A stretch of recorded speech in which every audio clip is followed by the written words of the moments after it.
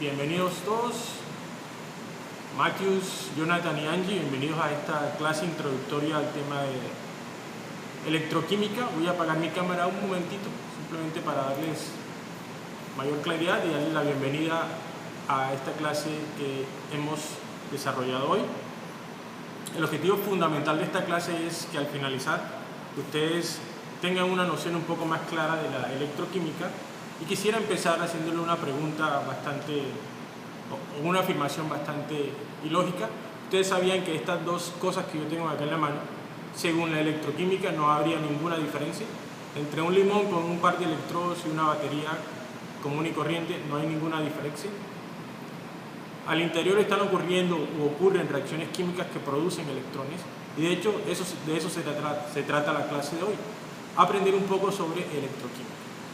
Entonces, el título de la clase es Introducción a la Electroquímica, y vamos a intentar entender un poco sobre de qué se trata la electroquímica. Básicamente, la electroquímica es la relación que existe entre reacciones químicas y electricidad. Cualquier correlación que yo pueda encontrar entre una reacción química que ocurre y la electricidad, allí va intrínsecamente el tema de electroquímica. Pero antes de seguir, vamos a dejar en claro un poco de qué se trata cuando hablamos de electricidad. La electricidad es nada más ni nada menos que el movimiento de electrones a través de un medio. Siempre que yo tengo electrones moviéndose a través de un cable, a través de un alambre o a través de una reacción química, allí estoy experimentando la electricidad. Cuando hay movimiento de electrones, podemos afirmar sin temor a equivocarnos de que ahí hay electricidad. La electricidad se mide en volts, ¿vale? Ahora, ¿cómo esto se correlaciona con la electroquímica? Básicamente, debido a que en algunas reacciones químicas se produce electricidad, es decir, se producen electrones, y también podemos tener el otro extremo, en donde podemos utilizar la electricidad para hacer que algunas reacciones químicas ocurran, reacciones que de otra manera no ocurrirían, por ejemplo, reacciones no espontáneas.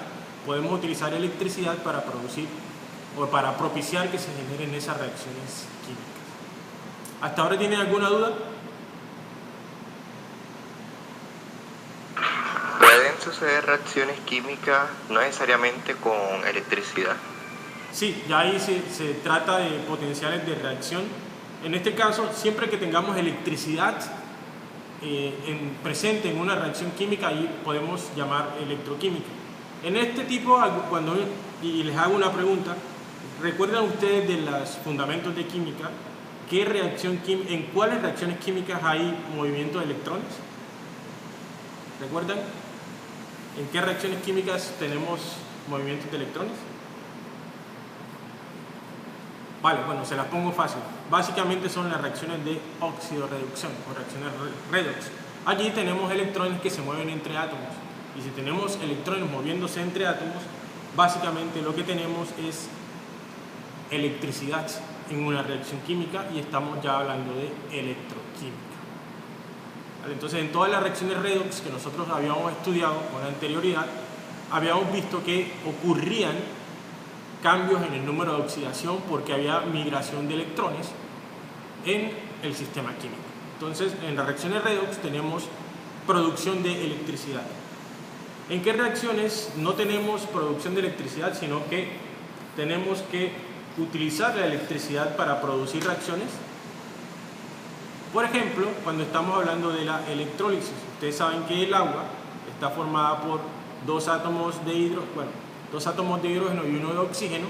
Sin embargo, en esta reacción química, para partir el agua, hacerle lisis al agua, lo que tenemos es que usar electricidad para superar ese potencial de unión y poder partir la molécula de agua y que se libere hidrógeno y que se libere oxígeno. Entonces allí, en esa reacción química no ocurre de manera espontánea, es decir, que el agua se descomponga en hidrógeno y oxígeno, eso no ocurre de manera espontánea. Entonces por eso tenemos que utilizar electricidad para hacer que esa reacción ocurra. ¿Vale? Termodinámicamente existen unas medidas de reacciones químicas por separado. Aquí en pantalla les estoy dejando los potenciales estándar de reducción. Ahí tenemos diferentes mini reacciones y cuánto es el potencial de reducción. Básicamente me interesa que nos centremos en dos potenciales de oxidación, el del cobre, que estoy señalando aquí, y el del zinc, que estoy señalando acá. Si ustedes recuerdan, yo les mostré inicialmente un limón que tenía un electrodo de cobre y por el otro lado tenía un electrodo de zinc o galvanizado. Lo que ustedes ven acá es un zinc galvanizado. Entonces, fijémonos que podemos observar sobre los potenciales estándar de reducción para el cobre y para el zinc. Entonces, aquí básicamente tenemos que tener en cuenta que entre más arriba está en el potencial estándar de oxidación, mucho mejor va a ser la capacidad de ese metal de aceptar electrones. Entonces, con respecto a este valor, a estos valores que tenemos acá, para el cobre podemos sacar la siguiente conclusión. Voy a quitar esto de acá y vamos a colocar la conclusión para el cobre arriba. Y abajo van a estar los potenciales de oxidación. Entonces, fíjense en la segunda representación, en donde tenemos que cobre más 2 reacciona o atrae 2 electrones para formar cobre metálico. Este potencial es positivo de 0.34 volts. Quiere decir que el cobre entonces atrae fuertemente los electrones. Como el cobre 2 gana electrones, allí podemos afirmar que el cobre es reducido. ¿Recuerdan? Si un átomo gana electrones es reducido, si un átomo pierde electrones es oxidado.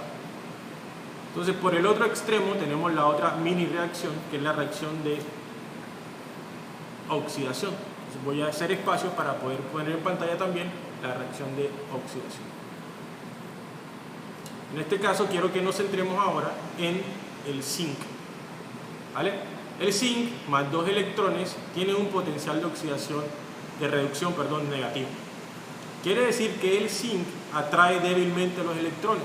Al zinc le queda mucho más fácil en un contexto comparativo perder electrones, y es decir, el zinc es capaz de oxidarse. Entonces vamos a tener un zinc que es muy fácil de que se oxide.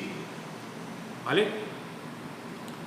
Y si ustedes logran ver por acá, tenemos el litio, que es uno de los materiales bastante utilizados actualmente para la generación de celdas y generación de baterías de ion litio, porque el litio tiene un potencial bastante negativo, haciendo que este litio pierda electrones fácilmente. Si tenemos un material que pierde electrones fácilmente, es decir, que libera muchos electrones, podemos tener una capacidad voltaica mucho mejor. Entonces, el litio es uno de los materiales bastante interesantes a futuro para producción de energía eléctrica, en este caso.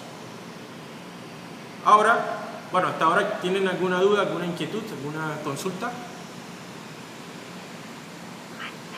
Profe, si en vez de utilizar cobre y zinc se utilizaría hierro y litio, ¿se puede generar más electricidad? Sí, señor. Entonces, si ustedes ven que la diferencia de voltaje entre el cobre y el zinc, en este caso, si hacemos la operación matemática 0.34 más 0.36, ahí tenemos alrededor de 1 volt de diferencia potencial. Sin embargo, si tenemos un electrodo o un sistema con flúor, que esto es flúor que tenemos acá, y un sistema con litio por este otro lado, la diferencia potencial es muchísimo más alta y vamos a tener entonces una entrega de más volts al sistema. Entonces, si queremos diseñar un sistema o una reacción química que me entregue más voltaje, voy a tener que estudiar de antemano los potenciales de reducción para poder determinar cuánto voltaje se produce entre las reacciones. En este caso, como les comentaba, para el limón específicamente, o para este montaje que tenemos aquí, tenemos este material que es galvanizado y tenemos este material que es cobre. Entonces tenemos zinc y tenemos cobre. Entonces por eso es que me centré en estos dos sistemas. Específicamente ahora estos dos sistemas están liberando una cantidad aproximada. O sea, aquí si pudiese medir la electricidad que sale de aquí, de este sistema, es aproximadamente 1 volt. Y si podemos mirar las baterías, si ustedes tienen a la mano una batería de estas, cachen o intenten mirar el tipo de material en el cual están construidas las baterías. Algunas de estas son de ion litio, ¿vale? Litio, níquel, litio-cobre, y el potencial que pueden entregar específicamente esta batería es 1.5 volts. Entonces, conociendo los potenciales que entregan las baterías, podemos también determinar de qué material están hechos.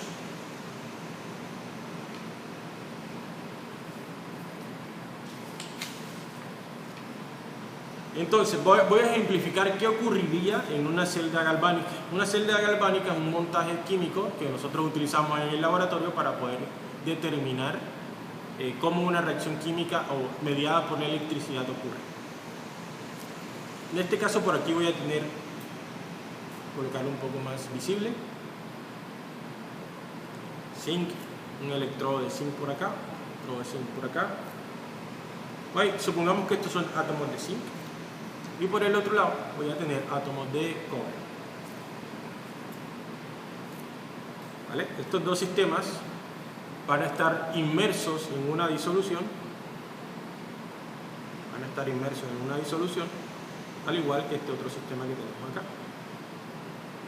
Normalmente la disolución tiene que ser en este caso para el cobre tendría que ser sulfato de cobre. Y para el zinc tendría que ser sulfato de zinc. Si estos dos sistemas yo los logro conectar con un alambre, voy a tener entonces, dependiendo de lo que había notado anteriormente, vamos a ver entonces la tablita, esta tablita que dice lo siguiente: el zinc atrae débilmente los electrones, por ende es oxidado. Y por el otro lado tenemos el extremo, el cobre atrae fuertemente los electrones, por ende es reducido. Entonces, cuando yo tengo este sistema de esta manera, aquí voy a colocar aquí cobre 2+, o sea, cobre en disolución, tener cobre por aquí en disolución. Este cobre no hace parte del electrodo, ¿vale? No está pegado con estos átomos, está por aquí rodando en la disolución.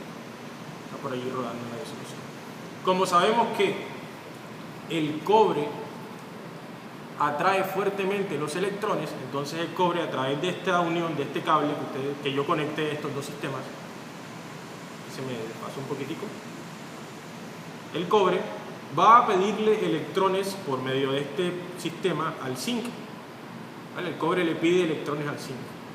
Recuerdan que el zinc, según este texto que tengo acá, atrae débilmente los electrones, y al zinc le queda mucho más fácil perder electrones. Entonces el cobre le dice al zinc: oye zinc, dame electrones. Entonces el zinc dice: bueno, está bien, te voy a dar 2 electrones, ¿vale? Entonces este zinc, supongamos que este zinc está acá, le da 2 electrones, un electrón y otro electrón, que se van a empezar a mover por este sistema. Y este zinc que perdió los electrones, ahora ya no va a ser zinc metálico, va a ser zinc con una carga de 2+. ¿Vale? Y al ser zinc 2+, ya no va a estar pegado al electrodo, sino que vamos a tener un zinc que se solubiliza. ¿Vale? Este zinc entonces se solubiliza en la disolución y ya no va a estar pegado con el electrodo de zinc que tengo dispuesto. Entonces este zinc se pierde de la disolución, se solubiliza, y estos 2 electrones que este átomo de zinc perdió, van a empezar a migrar o a moverse a través de todo este sistema y van a llegar al electrodo donde tenemos el cobre. Entonces aquí llegan los electrones, y esos 2 electrones, voy a repetir la reacción, tenemos acá, estos dos electrones se pegan con el cobre para formar cobre metálico.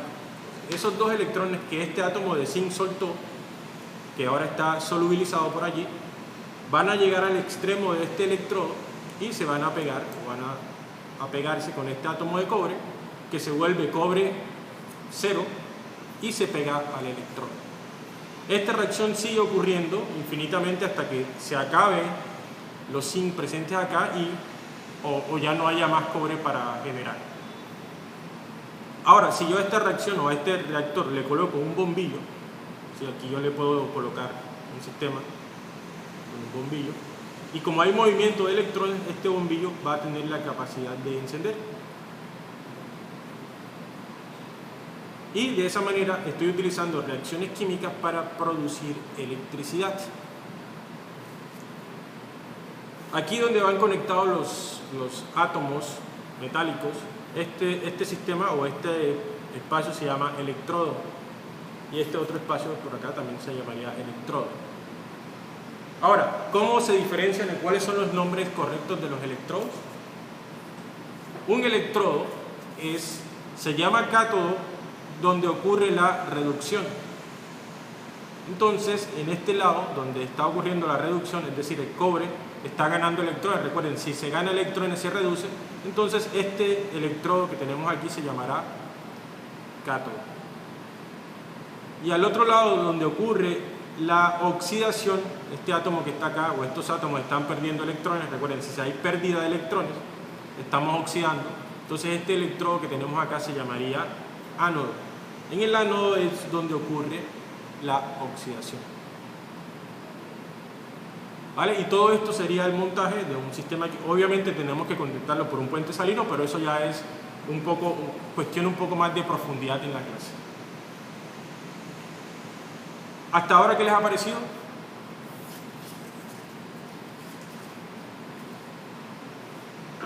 ¿Y sirve para darle energía a otro objeto o solo bombilla?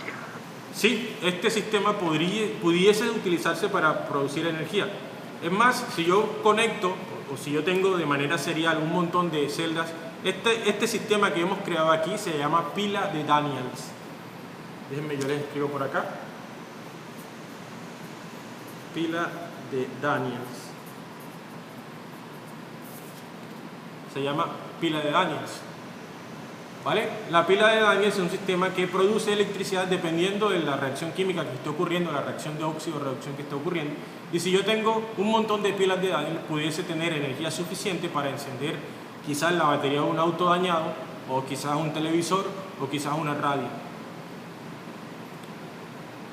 De hecho, hay una serie de televisión que se llama Breaking Bad, en donde los protagonistas crean una serie de pilas de Daniels porque ellos se van a trabajar al desierto, y en el desierto entonces el auto se queda sin batería, entonces tienen sulfato de cobre, zinc, y crean una serie de pilas de Daniels que es capaz de encender la batería del auto.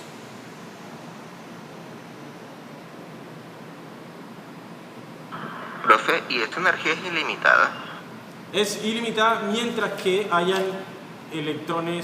hayan metales disponibles. En algún momento, si este metal se libera, o sea, tenemos zinc 2+, ya no van a haber electrones de dónde sacar. Pero sabemos que el zinc es económicamente accesible, lo mismo que el cobre, también son económicamente accesibles. Luego de un tiempo, si por ejemplo aquí teníamos un electrodo que tuviese estas dimensiones, y bueno, obviamente un electrodo de cobre, de zinc, y tuviese esas dimensiones, al empezar a arrancarse átomos o solubilizarse átomos, luego de un tiempo tendría un electrodo un poco más pequeño. Y del otro lado, el electrodo de cobre, como está asimilando átomos hacia adentro, vamos a tener entonces un electrodo un poquito más grueso. Esa es la única modificación química que ocurrirá, pero en una barra de metal de cobre como esta tenemos muchísimos átomos de cobre, tendremos moles de átomos de cobre aquí presentes, de los cuales a cada uno podemos extraerle electrones, lo mismo con el zinc. Entonces sí, la energía, a pesar de llamarse ilimitada, pues en algún momento vamos a tener una limitante, pero sí tendríamos energía disponible.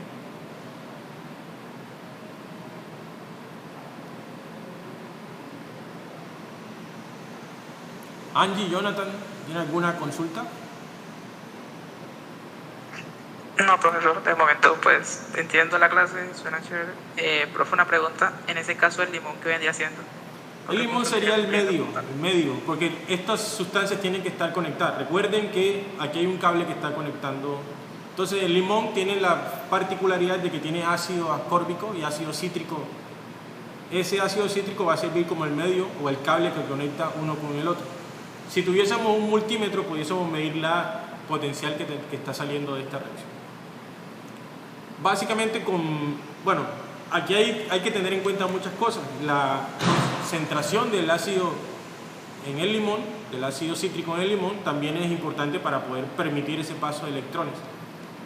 Normalmente uno con 4 limones ya pudiese encender un LED de 1.5 volts. Entonces, si tú colocas 4 limones en serie, aquí cobre, bueno, conectado a otro limón y a otro limón y a otro limón, con 4 limones ya tendrías energía suficiente para encender un LED, un bombillo LED de 1.5 volts. Es decir, 4 limones de estos serían el equivalente a una batería de 1.5. Pregunta, ¿qué es más económico? ¿La batería o el limón? Creo que con 4 limones, creo que el limón está como a 600 pesos, 6 por 4, 2.400. Y esta batería creo que cuesta un poco más de 2.000. Entonces habría como una equivalencia entre estas dos. Sí, aunque yo creo que en términos pues como reutilizables sería mejor el tema del limón. Sí, no, claro, la batería, algunas de estas baterías antiguas tenían plomo, el plomo es altamente contaminante. Actualmente utilizan ion litio, que bueno, el litio en esta tabla que tenemos acá es uno de los que más electrones dona. Entonces por eso es que las baterías que se generan ahora o tienden a ser de litio.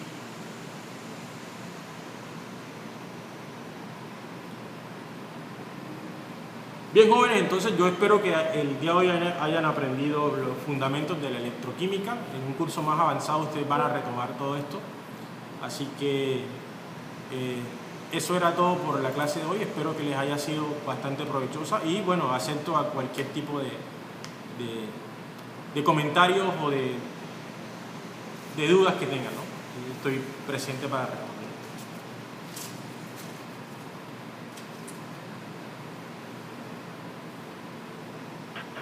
No, profe, está todo entendible. ¿Les gustó la metodología? Sí, profe, chévere. Sí, profesor. Ok. Sí, de los papelitos. Bueno, jóvenes, muchísimas gracias por su asistencia entonces. Este video lo voy a subir, cuando esté el video arriba les enviaré el link, así que estén pendientes también. Muchísimas gracias. Sí, profe. Gracias. Chao. Profe.